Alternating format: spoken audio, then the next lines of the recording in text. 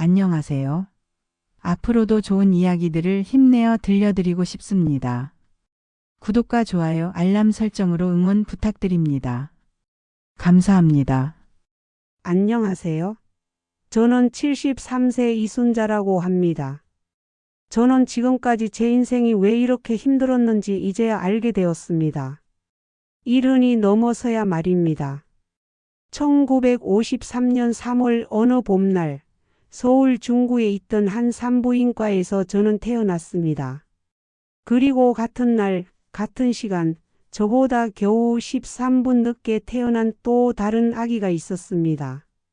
그날 간호사 한 명이 저지른 단 한 번의 실수가 제 평생을 바꿔놓았다는 걸 저는 72년이 지나서야 알게 되었습니다.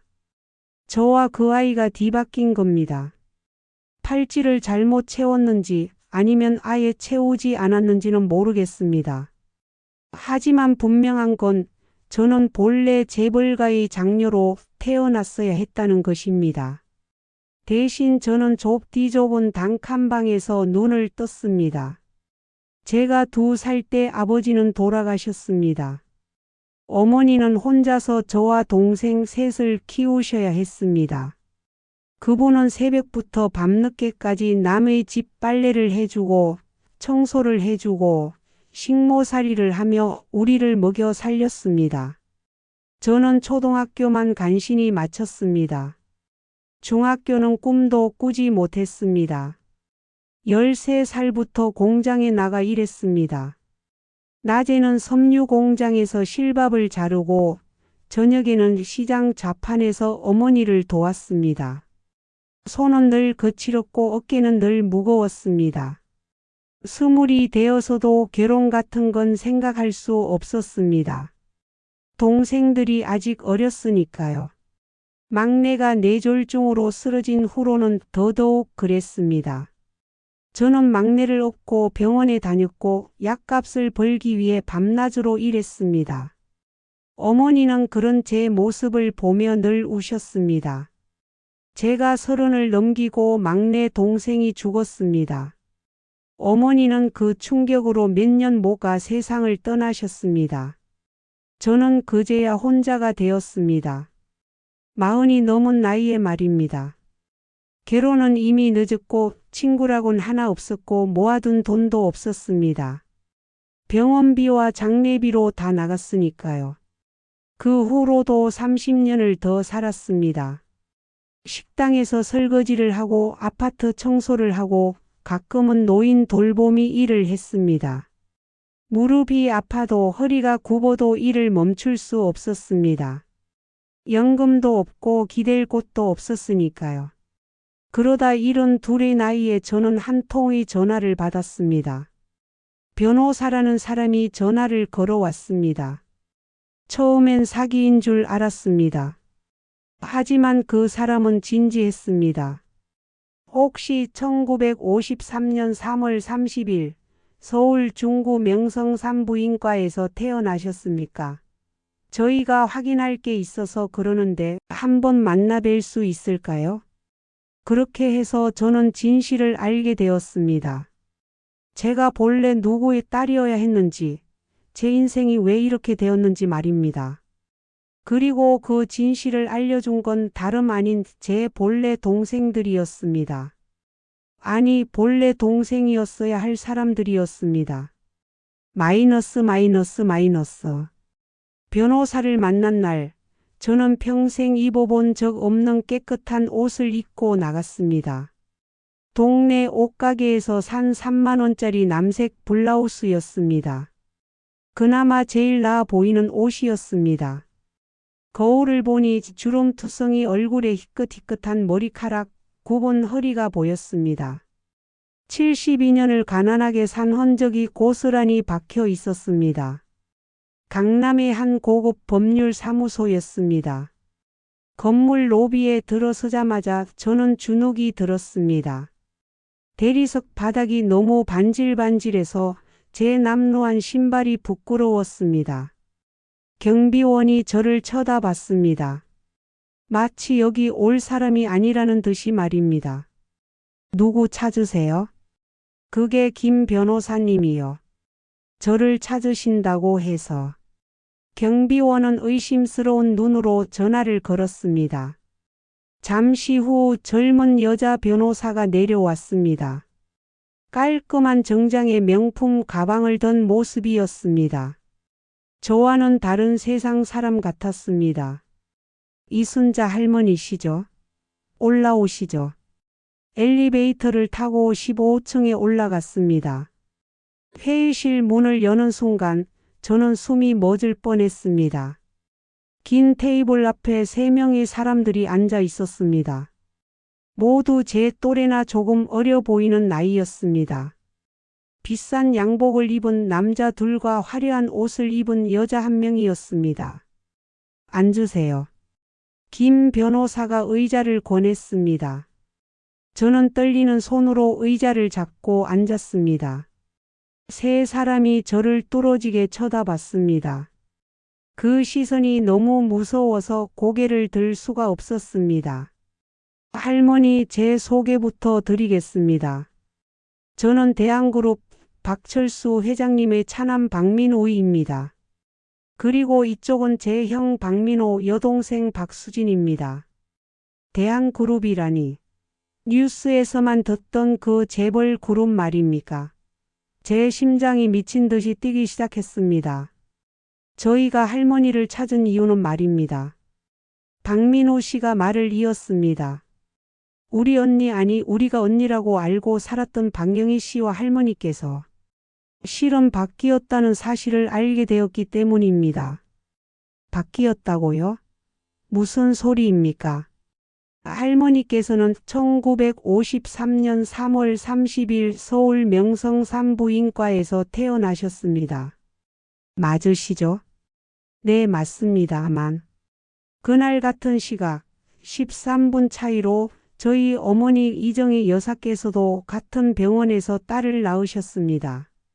그런데 그때 간호사의 실수로 두 아기가 바뀐 겁니다. 무슨 말인지 이해가 되지 않았습니다. 제 머리가 하얘졌습니다. 그러니까 제가 본래는 내 할머니께서 저희 친누나십니다. 대한그룹 창업주 박철수 회장님의 장녀이십니다. 세상이 무너지는 것 같았습니다. 아니, 세상이 뒤집히는 것 같았습니다. 저를 키워주신 어머니는 제 친어머니가 아니었던 겁니까? 그럼 제가 72년 동안 가난에 시달렸던 건 뭡니까? 저는 본래 재벌집 딸이었다는 겁니까? 아니, 그럼 그건 어떻게 알았습니까? 왜 이제야 저를 찾은 겁니까? 제 목소리가 떨렸습니다. 박수진 씨가 입을 열었습니다. 우리 언니 박영희 때문입니다. 그 사람이 너무 지독해서 의심을 하게 됐어요. 마이너스. 박수진 씨의 얼굴에는 분노가 가득했습니다. 그녀는 잠시 숨을 고른 후 이야기를 시작했습니다. 어머니가 돌아가신 게 5년 전입니다. 그때 아버지는 이미 치매가 심하셨어요. 박영희가 아버지를 돌보겠다고 나섰죠. 그 대가로 아버지 재산 중 일부를 미리 받았습니다. 약 200억 원이었어요. 200억이라니. 저는 평생 200만 원도 모아본 적이 없는데 말입니다. 그런데 그 사람이 아버지를 돌봤을까요?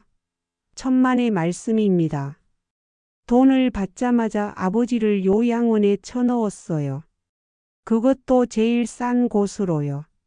우리가 항의해도 돈은 자기가 받았으니 자기 마음대로 하겠다고 버텼습니다. 박민호 씨가 주먹을 불끈 쥐며 말했습니다.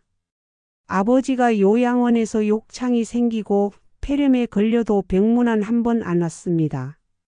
우리가 연락해도 바쁘다며 전화를 끊어버렸어요. 아버지는 결국 2년 전에 돌아가셨습니다. 마지막까지 큰딸을 찾으셨는데 박영희는 장례식장에도 늦게 왔습니다. 박민호 씨가 말을 이었습니다. 저희가 이상하다고 생각한 건 그때부터였습니다. 어머니 생전에도 박영희는 늘 가족들과 거리를 뒀어요. 가족 모임에 잘 안 나왔고 명절에도 얼굴 비추기 바빴죠. 우리가 형제자매 사진을 찍자고 해도 항상 핑계를 대고 빠졌습니다. 박수진 씨가 가방에서 사진 한 장을 꺼냈습니다. 이게 저희 어머니 젊으셨을 때 사진입니다. 그리고 이게 아버지 사진이고요. 그런데 박영희는 부모님을 전혀 안 닮았어요. 저희 셋은 어머니 눈매랑 아버지 코를 닮았는데 박영희만 전혀 달랐습니다. 사진을 보니 정말 그랬습니다. 세 남매는 어딘가 닮은 구석이 있었습니다. 고운 이목구비의 단정한 인상이었습니다. 그래서 저희가 결심했습니다. 유전자 검사를 해보기로요. 박민호 씨가 말했습니다. 물론 박영희한테 직접 검사하자고 할 순 없었습니다. 그래서 저희가 꾀를 냈죠. 아버지 제사 때 박영희가 담배를 피우러 나간 사이에 담배 꽁초를 주었습니다. 그걸로 유전자 검사를 의뢰했어요. 제 심장이 쿵쾅거렸습니다. 이게 무슨 드라마 같은 이야기입니까? 결과가 나왔을 때 저희는 경악했습니다. 박영희와 저희 사이에는 혈연관계가 전혀 없다고 나온 겁니다. 처음엔 믿을 수가 없었어요. 혹시 검사기관이 잘못한 건 아닌가 싶어서 다른 곳에서도 검사했습니다. 결과는 똑같았습니다. 저는 손으로 입을 막았습니다. 그럼 박영희 씨는 정말 그 집 딸이 아니었던 겁니까? 저희는 어머니 유품을 뒤졌습니다. 혹시 입양 같은 기록이 있나 싶어서요. 그러다가 어머니 일기장을 발견했습니다. 거기에 1953년 3월 30일 명성산부인과에서 딸을 낳았다는 기록이 있었어요. 저희는 그 병원을 찾아갔습니다. 박민호 씨가 또 다른 서류를 꺼냈습니다. 명성산부인과는 1980년대에 문을 닫았지만 다행히 기록은 남아 있었습니다. 보건소에 보관되어 있더군요. 그 기록을 보고 저희는 알게 됐습니다. 1953년 3월 30일 13분 차이로 2명의 여자아이가 태어났다는 것을요. 한 명은 저희 어머니 이정희의 딸이었고 다른 한 명은 이순자 씨의 어머니 김옥희 씨의 딸이었습니다. 김옥희. 저를 키워주신 어머니 성함이었습니다. 눈물이 핑 돌았습니다. 병원 기록에는 당시 신생아실에 간호사가 한 명밖에 없었다고 되어 있었습니다. 그날따라 다른 간호사가 병가를 내서 혼자 여러 아기를 돌봤다고요. 그 와중에 실수가 생긴 겁니다. 아기 팔찌를 바꿔 채운 거죠. 저는 울음을 참을 수가 없었습니다. 단 한 번의 실수로, 단 하나의 팔찌 때문에 제 인생 전체가 바뀐 겁니까? 저희가 김옥희 씨 호적을 조회했습니다. 그분은 1994년에 돌아가셨더군요. 그리고 딸이 이순자 씨 한 분뿐이라고 나왔습니다. 할머니를 찾는데 꼬박 6개월이 걸렸습니다. 박수진 씨가 제 손을 잡았습니다. 언니 정말 죄송합니다. 저희가 진작 알았어야 했는데 이제야 찾아뵙게 됐네요. 언니께서 얼마나 고생하셨을지 생각하면 가슴이 미어집니다. 언니라고요? 이 화려한 여자분이 저를 언니라고 부릅니까? 저는 말문이 막혔습니다. 마이너스. 회의실은 한동안 조용했습니다. 저는 눈물을 닦으며 고개를 들었습니다. 세 남매가 저를 걱정스럽게 바라보고 있었습니다. 그럼 박영희 씨는 알고 있습니까? 자기가 바뀐 아이라는 걸? 박민호 씨가 고개를 저었습니다. 아직 모릅니다. 저희가 먼저 진짜 누나를 찾고 싶었습니다. 유전자 검사 결과를 받고 나서도 박영희에게는 한마디도 하지 않았어요. 그 사람이 알면 어떻게든 방해할 게 뻔했으니까요. 그 사람은 지금 뭘 하고 있습니까? 대한그룹 계열사 중 하나인 대한식품 대표이사입니다. 아버지가 물려주신 거죠. 회사 경영은 엉망으로 하면서 임원 월급만 몇천씩 받아 챙기고 있습니다. 제 머릿속이 복잡했습니다. 그 자리가 본래 제 자리였다는 겁니까? 제가 그 회사 대표가 되어야 했던 겁니까? 박수진 씨가 조심스럽게 물었습니다. 언니께서 살아오신 이야기를 들려주실 수 있으세요? 저희가 알고 싶습니다. 우리 진짜 언니가 어떻게 사셨는지요. 저는 숨을 깊이 들이마셨습니다. 무엇부터 이야기해야 할까요? 2살의 아버지를 잃은 이야기부터, 13살의 공장에 나간 이야기부터, 배고파서 운 날들에 대해, 동생 병원비를 마련하려고 밤새 일한 이야기를 해야 할까요? 저는 행복하지 않았습니다. 제 목소리가 떨렸습니다. 단 하루도 편한 날이 없었습니다. 어렸을 때는 밥 한 끼 제대로 먹기 힘들었고 겨울이면 추워서 잠을 잘 수가 없었습니다. 옷은 늘 남의 집 물려받은 것만 입었고 신발은 발가락이 다 보이도록 해줘도 신어야 했습니다. 세 남매의 얼굴이 일그러졌습니다. 동생들은 저보다 어려서 더 불쌍했습니다. 막내는 17의 뇌졸중으로 쓰러졌어요. 병원비가 없어서 저는 밤낮으로 일했습니다. 낮에는 공장에서 일하고 밤에는 식당에서 설거지를 했습니다. 그래도 돈이 모자라면 사채를 썼어요. 박민호 씨가 눈시울을 붉혔습니다. 막내 동생은 결국 30에 죽었습니다. 저를 키워준 어머니는 그 충격으로 몇 년 못 가 돌아가셨고요. 저는 40이 넘어서야 혼자가 됐는데 그때는 이미 결혼하기엔 너무 늦었습니다. 친구도 없었고 모아둔 돈도 없었습니다. 언니, 박수진 씨가 울먹였습니다. 그 이후로도 30년을 혼자 살았습니다. 아파트 청소하고 식당에서 설거지하고 남의 집 노인 돌보는 일을 했어요. 무릎이 아파서 계단 오르기도 힘든데 일을 안 할 수가 없었습니다. 연금도 없고 기댈 사람도 없으니까요. 저는 손으로 얼굴을 감쌌습니다. 어렸을 때 사람들이 그랬습니다. 너는 부모님을 하나도 안 닮았다고요. 어머니는 키가 작고 피부가 거무스름한데 너는 키도 크고 피부도 희다고요. 저는 그게 그냥 운이 좋은 줄 알았습니다. 설마 바뀐 아이일 줄은 꿈에도 몰랐죠.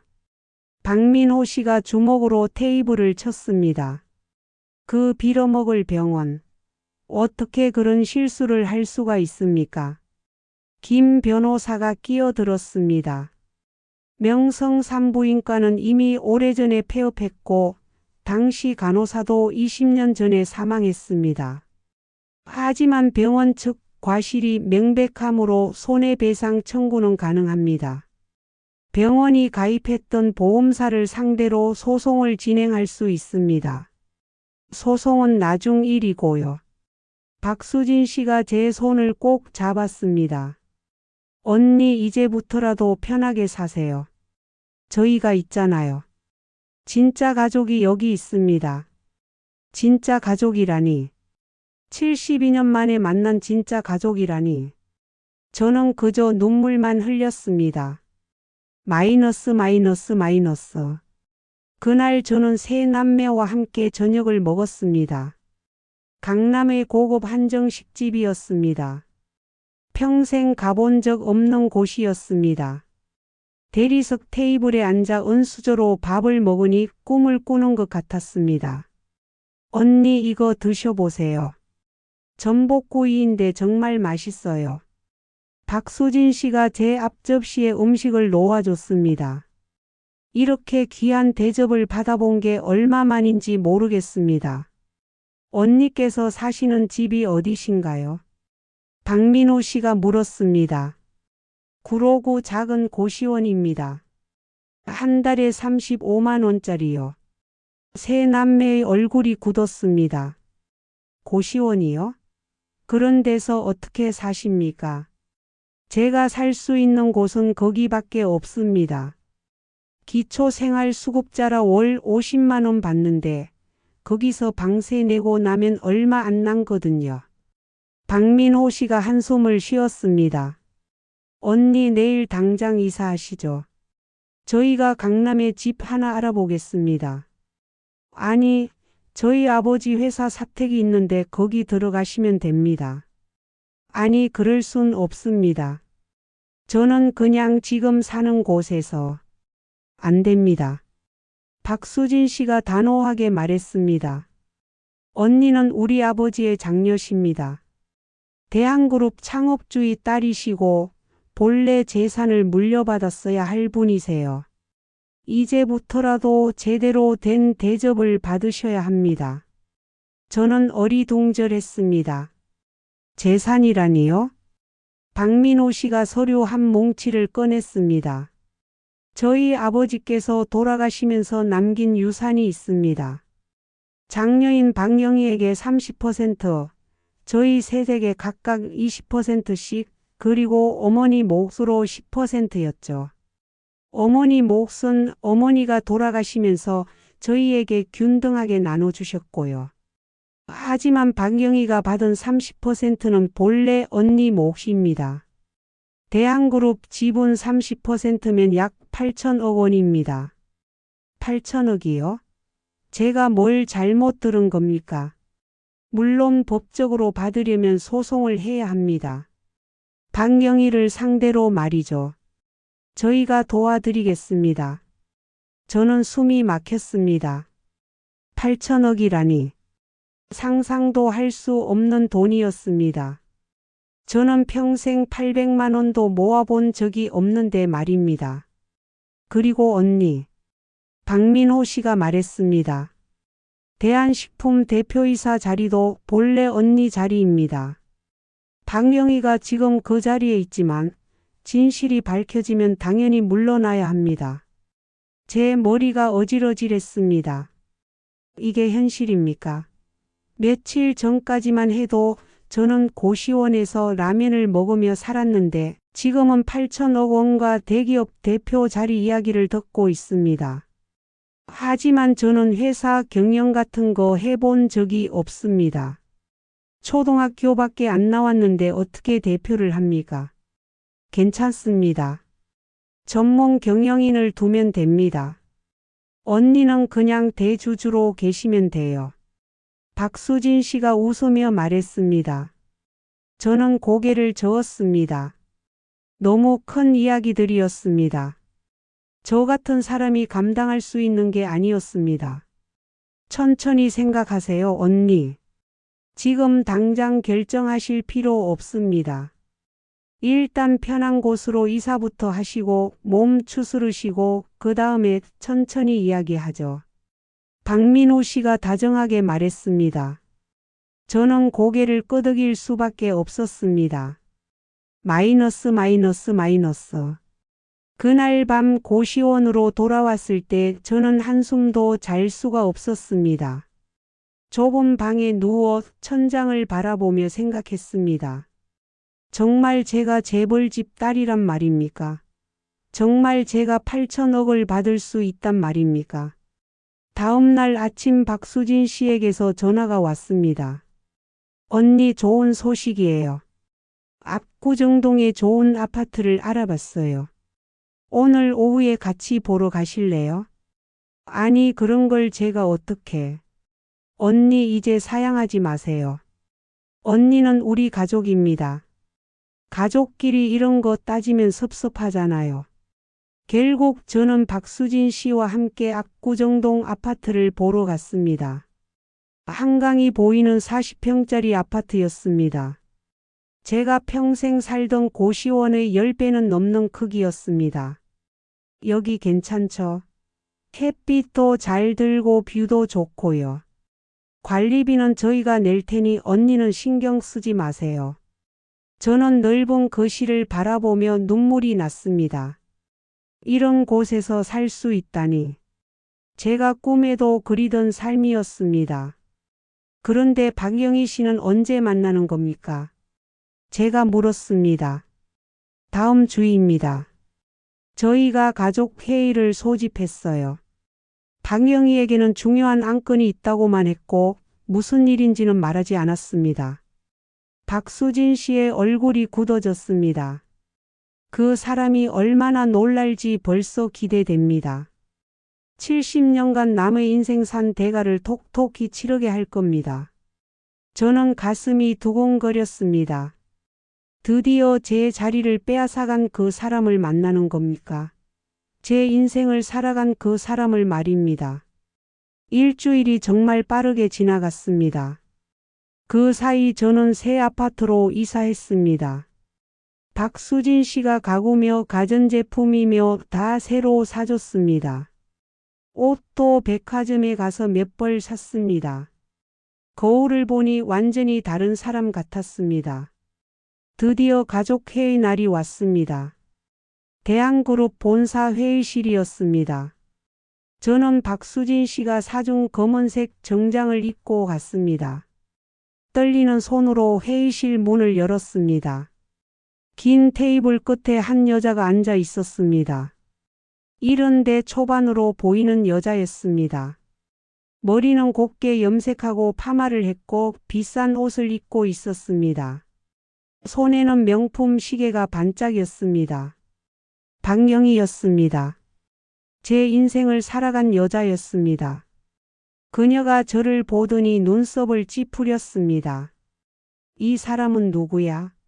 왜 우리 가족 회의에 남이 있어? 박민호 씨가 차갑게 말했습니다. 남이 아닙니다. 이분이 우리 진짜 언니 이순자 씨입니다. 박영희의 얼굴이 하얗게 질렸습니다. 박영희는 자리에서 벌떡 일어났습니다. 무슨 소리야? 진짜 언니라니 무슨 말도 안 되는 소리를 하는 거야. 박민호 씨가 차분하게 서류를 테이블 위에 펼쳤습니다. 유전자 검사 결과입니다. 당신과 우리 사이에는 혈연 관계가 없다고 나왔습니다. 반면 이순자 할머니와 우리는 99.99% 일치합니다. 말도 안 돼. 그게 무슨. 1953년 3월 30일 명성 산부인과 출생 기록입니다. 당신과 이순자 할머니가 13분 차이로 태어났고 간호사의 실수로 바뀌었다는 증거가 여기 다 있습니다. 박민호 씨가 서류 뭉치를 박영희 앞에 던졌습니다. 박영희는 서류를 집어들더니 손이 덜덜 떨렸습니다. 얼굴이 점점 창백해졌습니다. 이게 뭔 소리야? 나는 박철수 회장의 딸이야. 70년을 그렇게 살아왔다고. 하지만 진실은 아니지 않습니까? 박수진 씨가 냉정하게 말했습니다. 당신은 이순자 할머니의 자리를 빼앗은 겁니다. 70년 동안 누려서는 안 될 부귀영화를 누린 거예요. 박영희가 저를 돌아봤습니다. 그 눈빛에는 공포와 분노가 섞여 있었습니다. 당신이 나를 몰아내려고 꾸민 짓이지. 천만에요. 제가 처음으로 입을 열었습니다. 저는 며칠 전까지 당신이 누군지도 몰랐습니다. 저는 고시원에서 살면서 하루하루 근근히 버텨왔어요. 당신이 제 자리에서 호의호식할 동안 말입니다. 박영희가 주저앉았습니다. 안 돼, 이럴 수가 없어. 나는 박영희야. 대한그룹의 장녀라고. 하지만 혈통은 거짓말을 하지 않습니다. 김 변호사가 끼어들었습니다. 법적으로 박영희 씨는 대한그룹과 아무 관계가 없습니다.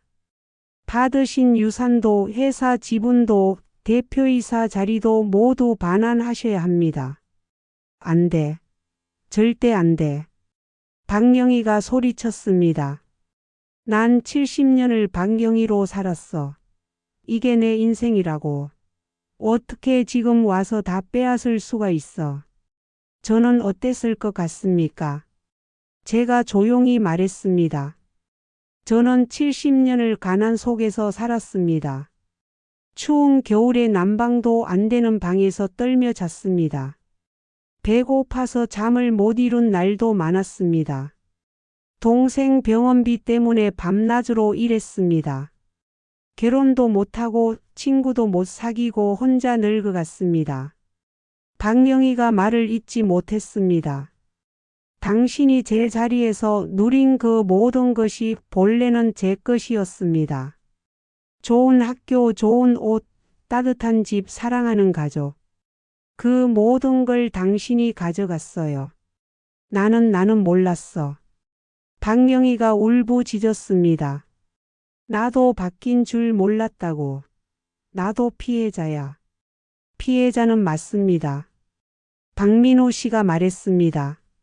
하지만 그렇다고 해서 당신이 가진 걸 계속 가질 순 없습니다. 법은 명확합니다. 당신은 박철수 회장의 친딸이 아니므로 상속받을 권리가 없습니다. 박영희는 한참을 울다가 결국 고개를 숙였습니다. 어깨가 축 늘어진 모습이 처량해 보였습니다. 그럼 나는 어떻게 됩니까? 다 빼앗기고 길거리에 난주란 말입니까? 당신을 키워준 친부모님을 찾아드리겠습니다. 박수진 씨가 말했습니다. 이순자 할머니를 키운 이옥희 씨 가족이 당신의 진짜 가족입니다. 그분들을 만나보시는 게 좋을 것 같습니다. 박영희의 얼굴이 일그러졌습니다. 가난한 집안이었다며? 나더러 거기 가라고? 그게 당신의 본래 자리입니다. 제가 말했습니다. 저처럼 가난하게 사셨어야 했던 겁니다. 하지만 운 좋게 70년을 부자로 사셨잖아요. 이제 진실을 받아들이셔야 합니다. 박영희는 더 이상 말하지 못했습니다. 그저 주먹을 불끈 쥔 채 떨고만 있었습니다. 그날 이후 모든 일이 빠르게 진행되었습니다. 법원에 소송이 제기되었습니다. 저는 대한그룹을 상대로 상속회복 청구를 했고 명성산부인과 보험사를 상대로 손해배상 청구를 했습니다. 박영희는 처음엔 버텼습니다. 자기는 억울하다며 70년을 살아온 인생을 부정할 수 없다고 주장했습니다. 하지만 유전자 검사 결과와 병원 기록 앞에서는 어쩔 도리가 없었습니다. 재판은 6개월 동안 이어졌습니다. 언론에도 대스특필되었습니다. 70년 만에 밝혀진 출생의 비밀이라며 연일 기사가 났습니다. 기자들이 저를 찾아왔지만 저는 인터뷰를 거절했습니다. 제 삶을 구경거리로 만들고 싶지 않았습니다. 드디어 판결이 났습니다. 법원은 제 손을 들어줬습니다. 박영희가 받은 유산 전액과 회사 지분을 저에게 돌려주라는 판결이었습니다. 또한 명성산부인과 보험사는 저에게 5억 원의 배상금을 지급하라는 판결을 받았습니다. 5억 원이었습니다. 제가 평생 벌었던 돈을 다 합쳐도 안 될 금액이었습니다. 하지만 그 돈으로 제 인생을 되돌릴 수는 없었습니다. 판결 후 저는 박영희를 한 번 더 만났습니다. 그녀가 직접 만나자고 했습니다. 조용한 카페였습니다. 박영희는 예전처럼 화려하지 않았습니다. 화장기 없는 얼굴에 수수한 옷을 입고 있었습니다. 많이 늙어 보였습니다. 미안합니다. 그녀가 먼저 말했습니다. 제가 당신 인생을 빼앗은 것 같아서 죄송합니다. 물론 제가 의도한 건 아니지만요. 저도 압니다. 당신도 피해자라는 거. 제가 말했습니다. 우리 둘 다 그 간호사의 실수 때문에 인생이 뒤바뀐 겁니다. 하지만 저는 좋은 쪽으로 바뀌었고 당신은 나쁜 쪽으로 바뀌었죠. 박영희가 쓴 웃음을 지었습니다. 70년 동안 저는 행복했습니다. 좋은 교육을 받았고 좋은 사람들을 만났고 편하게 살았어요. 그게 다 당신 것이었는데 말입니다. 이제 돌려받았으니 됐습니다. 그런데 말입니다. 박명희가 저를 똑바로 쳐다봤습니다. 당신은 행복하십니까? 이제 부자가 되셨는데요. 저는 잠시 생각했습니다. 잘 모르겠습니다. 돈은 생겼지만 잃어버린 시간은 돌아오지 않으니까요. 제가 가난하게 살았던 70년은 지울 수 없습니다. 저도 마찬가지입니다. 박영희가 말했습니다. 저는 이제 가난한 집안의 딸이 되었지만 부자로 살았던 70년은 지울 수 없어요. 저는 여전히 박영희입니다. 이순자가 아니에요. 우리는 한동안 말없이 앉아 있었습니다. 둘 다 70년을 잘못된 삶을 산 셈이었습니다. 하지만 되돌릴 수는 없었습니다. 당신의 친어머니, 그러니까 이옥희 씨를 만나보실 겁니까? 제가 물었습니다. 아니요. 박영희가 고개를 저었습니다. 그분은 이미 돌아가셨다고 들었습니다. 그리고 저는 그분을 어머니로 생각할 수가 없어요. 제 어머니는 이정희 여사입니다. 비록 피는 안 섞였어도 말입니다. 저도 고개를 끄덕였습니다. 저도 마찬가지였습니다. 저를 키워준 이옥희 씨가 제 진짜 어머니였습니다. 비록 피는 안 섞였어도 말입니다. 그럼 저는 이만 가보겠습니다. 박영희가 일어났습니다. 앞으로 좋은 일만 있으시길 바랍니다. 비록 늦었지만요. 당신도요. 제가 말했습니다. 박영희는 돌아서서 카페를 나갔습니다. 그 뒷모습이 쓸쓸해 보였습니다. 70년을 부자로 살다가 하루아침에 모든 걸 잃은 여자의 모습이었습니다. 그 후 1년이 지났습니다. 저는 이제 압구정동 아파트에서 살고 있습니다. 넓은 거실에서 한강을 바라보며 아침 커피를 마십니다. 냉장고에는 먹고 싶은 음식이 가득합니다. 옷장에는 새 옷들이 걸려 있습니다. 박민호, 박수진 남매는 저를 진짜 누나처럼 대해줍니다. 일주일에 한 번씩은 함께 식사를 하고 명절이면 모여서 차례를 지냅니다. 처음엔 어색했지만 이제는 익숙해졌습니다. 대한식품 대표이사 자리는 전문 경영인에게 맡겼습니다. 저는 이사회 의장으로만 있습니다. 한 달에 한 번 회의에 참석해서 보고를 받는 정도입니다. 경영은 잘 모르지만 착한 사람들이 도와주니 큰 문제는 없습니다. 박영희는 대한그룹을 떠났습니다. 법원 판결로 모든 재산을 반환했고 이제는 평범한 노인으로 살고 있다고 합니다. 가끔 그녀 생각을 합니다. 그녀도 힘들었을 거라고 생각합니다. 70년을 살아온 정체성을 하루아침에 잃었으니까요. 제 친부모님, 박철수 회장님과 이정희 여사님은 이미 돌아가셨습니다. 저는 그분들을 한 번도 만나보지 못했습니다. 그게 제일 아쉽습니다. 만약 바뀌지 않았다면 어땠을까요?